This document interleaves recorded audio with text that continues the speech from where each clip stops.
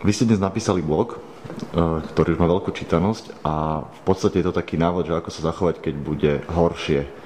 Prečo ste sa rozhodli napísať tento článok?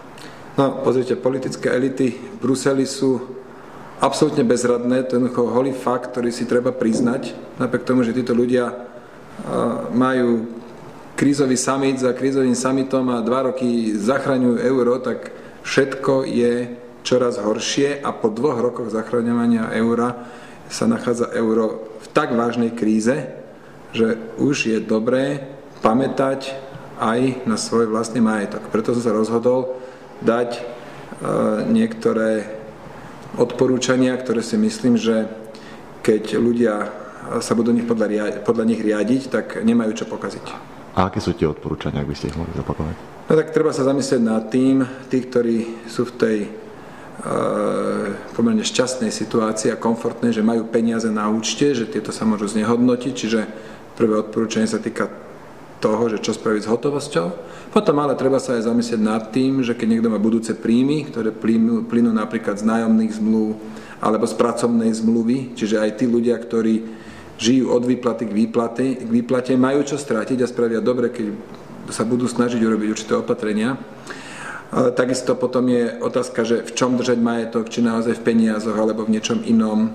Takisto budúce výdaje, alebo keď niekto plánuje si niečo na leasing, alebo hypotekárny úver a tak ďalej. Čiže takých tých bežných vecí, s ktorými sa stretáva drvivá väčšina ľudí, tak k tomu som nejak spísal to, čo si myslím, že bolo by vhodné spraviť.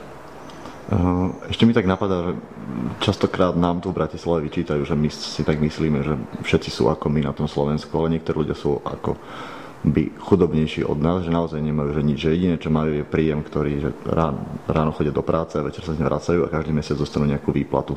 Takže čo by ste poradili takýmto ľuďom, ktorým tá výplata tak akurát vyjde na ten mesiac? No, napríklad títo ľudia, pokiaľ majú samozrejme tú možnosť, napríklad keď uzatvárajú novú pracovnú zmluvu, tak môžu sa snažiť o to, aby bola ich pracovná zmluva každý rok, respektíve mzda, ktorú majú dohodnutú v pracovnej zmluve, tak aby bola každý rok zvýšená o infláciu, preto lebo dá sa predpokladať, že inflácia bude v budúcnosti rásť.